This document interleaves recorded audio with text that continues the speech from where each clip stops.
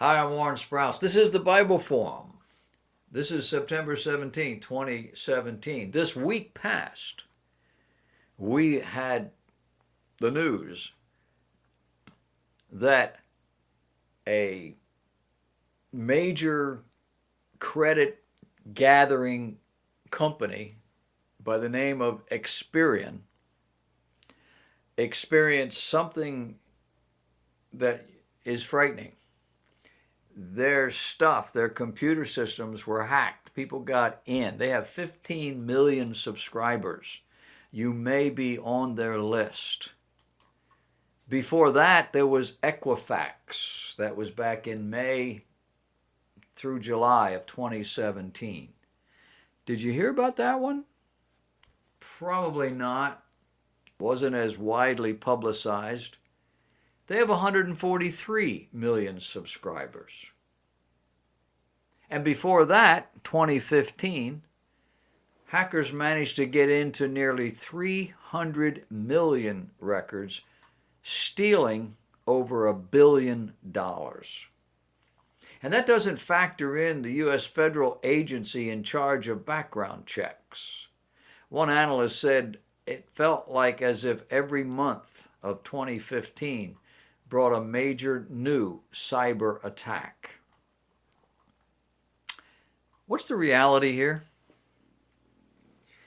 Well, whether it's Experian, Equifax, TransUnion, those are the three big companies that do this, or the United States government, we have no protection from cyber attack. The cyber attack revealed this week demonstrated that Equifax did not properly protect your credit reports. You say, well, I don't have one. Yes, you do. You have a credit card. You have a mortgage. You're in the system. Apparently, this past Friday's internet outage was caused by something they call a DDoS attack. DOS, Disk Operating System, Microsoft's version is called MS-DOS. All computers use a disk operating system. This particular program started way back in the 1970s, but the term didn't go away. Although what makes our computers do what they do has morphed into something far more sophisticated than Microsoft's version or any of the original DOS systems, there's still an operating system. The attack last week was against the operating system that runs the computers at Experian. Major credit agencies all are victims of this. If you have checked your credit rating online, you used one of these. You're familiar with the term. You can use them to set up a way that they will report to you anything suspicious having to do with your credit. It's not a wrong thing to do. It's probably a wise thing to do. But this DDoS attack occurred when a website server is flooded with illegitimate page requests, preventing the legitimate requests from getting through. It can often result in a website crash. Cyber criminals can exercise these or execute these attacks for as little as $150 a day by purchasing something called botnets on the online black market, and they turn them loose on your system. Botnets are a network of computers and connected devices infected by malware and controlled without the owner's knowledge. Botnets are used to send the page requests, resulting in the overburdened servers.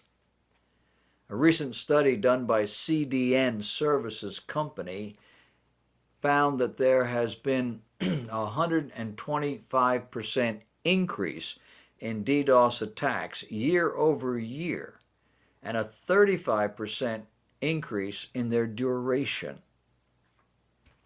Now, all of this is scary enough, but then you start to consider what you can do about it. If it's an attack on your credit bureau or on your credit card company, there's nothing you can do about it. It's the cost of doing business online. However, experts tell us that it is wise to use a two-factor authentication system. Now, this would be the online company's responsibility, not yours. For example, your investment company. More than likely, they have employed this two-factor system. They want your password and one other identifier. It's why more and more companies, when you sign up with them, are asking you 5 or 6 personal questions. Not just your ID and your password, but now 5 or 6 personal things only you would know about you. Where have you lived? Your pet's name as a child, your mother's maiden name, things like that. These are two-factor authentication systems. Apple's Safari has begun offering passwords when you sign up for all sorts of things. It's a series of letters, numbers, hyphens, capitalizations, things no one could ever mimic, not without running a sophisticated software program. In so doing, you must write this down somewhere safe. You can't remember this stuff. I use a couple of programs. I use a program called RoboForm. I use a program called LastPass. I use both of them because, oddly enough, there are times when RoboForm will not execute the command, but LastPass will, using exactly the same information. And it reverses itself on occasion. I'm finding that on my laptop, there are websites I cannot access. I go to my desktop, use the exact same password, stuff, everything the same, and it goes right through. It's complex. Now, I'm an Apple guy. I've got an iMac. I've got a MacBook. They use different operating systems. And some operating system will be amenable to this and some won't. And you'd have to figure this out. It's trial and error. When my browser suggests some obscure and complex password, I can say yes, because I know that my password keepers are going to keep it. You can always reset your password anytime. Now, it's possible that it's my password keepers programs that's generating these fancy things. I don't know. I think it's Apple. Initially, I resisted it. I said, that's weird. I can't remember that. But now I'm finding that that's the only thing that it will see and work with. And beware of the cloud. Do you use the cloud?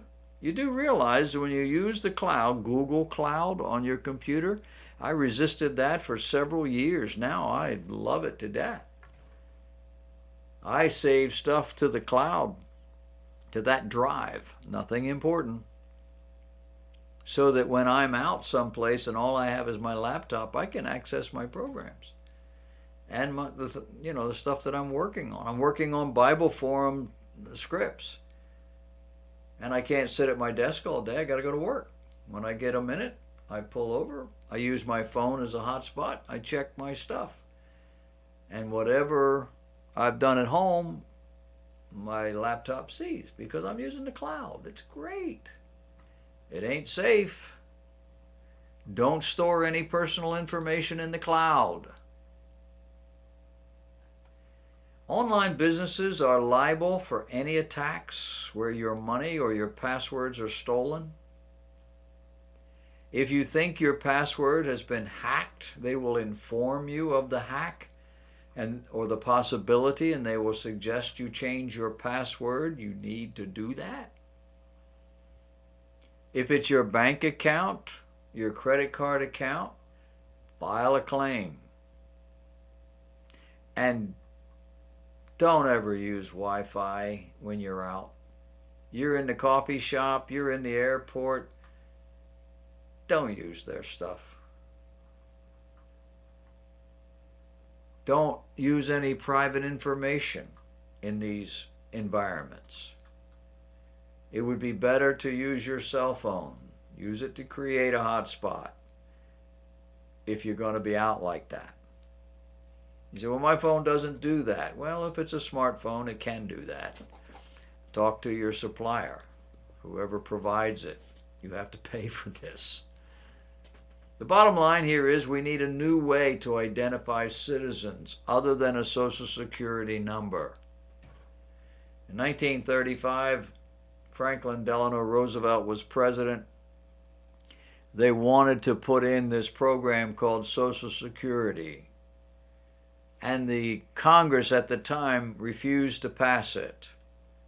They refused to pass it because they understood what the Bible said about end times and about the numbering system, 666. The Roosevelt administration promised that the Social Security number would never be used for identification purposes. And because of that promise, probably written right into the bill, they passed it. Today, everything from loans to taxes to jobs, passports, credit cards, all sorts of things require your Social Security number. What are you going to do? You're going to buy a new iPhone? They're using facial recognition to turn it on. There's no on and off switch. You program it with your face, and when it sees your face, it comes on. There's even a game that uses the 30,000 pixels that generate your face, or generated in your face, and it creates all these emojis and animals and all the rest of it. We're not going to get away from any of this stuff.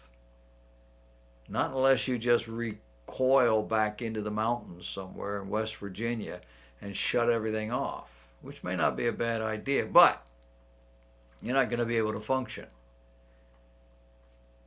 You need to be careful. And you need to understand, biblically, eschatologically speaking, 666 doesn't start until at least 3 or 4 years after the church is gone. Could be longer. The church could be gone tomorrow and the Great Tribulation not occur for 100 or 1,000 years. The timing is not specific in the Bible. But while we're here, we need to be careful. Be wise as serpents. Welcome to the 21st century.